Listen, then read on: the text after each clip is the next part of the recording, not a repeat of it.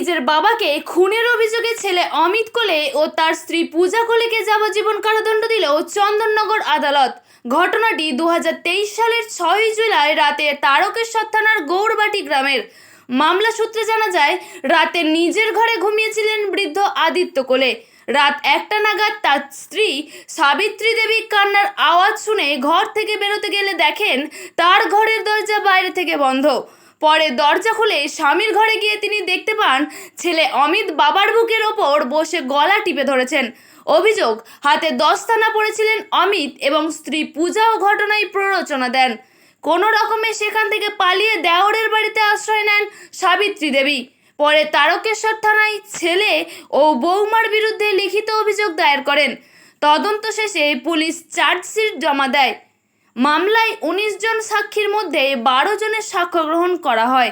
বিশেষ সরকারি আইনজীবী শঙ্কর গঙ্গোপাধ্যায় মামলাটি পরিচালনা করেন। আজ চন্দননগর আদালতের বিচারক মানবেন্দ্র মোহন সরকার অমিত কোলে ও পূজা কোলেকে যাবজ্জীবন কারাদণ্ডের সাজা শোনান। আদালতের এই রায়ে খুশি মামলার আইনজীবী। তার বক্তব্য, নিজের সন্তানের হাতেই বাবার খুন অত্যন্ত মর্মান্তিক এবং মানবতার কাছে লজ্জার।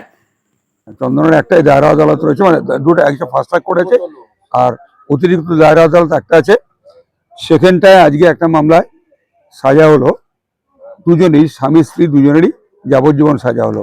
কেসটার ঘটনাটা হচ্ছে এরকম, তারকেশ্বর থানার অন্তর্গত একটা গ্রামে, যেটা গ্রামটা নাম হচ্ছে গৌরবাটি গ্রাম।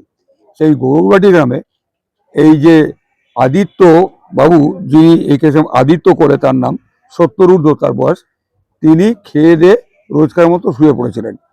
এইবার তারপরেই একটা আওয়াজ পায় তার স্ত্রীও আলাদা ঘরে শুয়েছে তার নাতনিকে নিয়ে।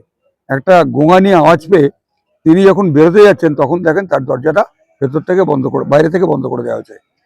একটা 4 বছরের নাতি ছিল, সে দেখতে পেয়েছে, তাকে বললো তুই খুলে দে।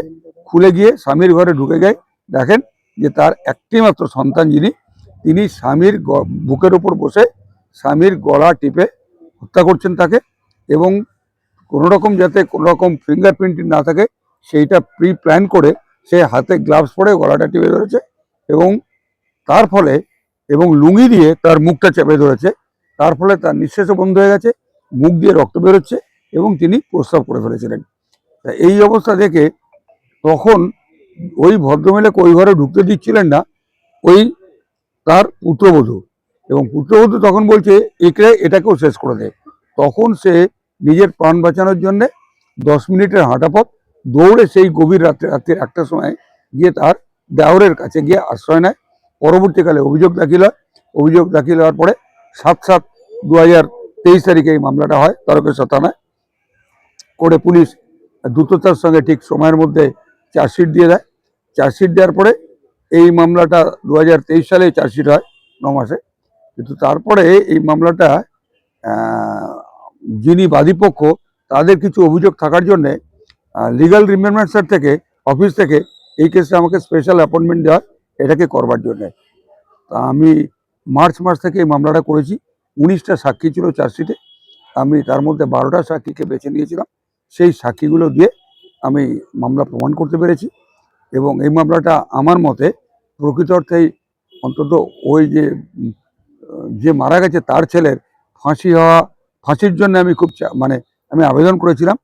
কিন্তু আদালতকে যেটা দেখেছেন আমার মনে হয় যে এদের স্ত্রীও জেলে চলে গেল, আর তাদের একটা ওই 5-6 বছরের বাচ্চা আছে, আর একটা মেয়ে আছে, সেও মাইনর।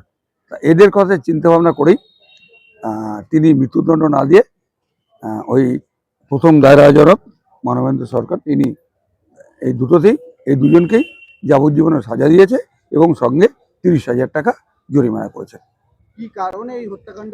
ওই ছেলেটি যে মেরেছে সে কোনো কাজকর্ম করতো না, সে পুরোটাই ডিপেন্ডেন্ট ছিল তার বাবার পরে।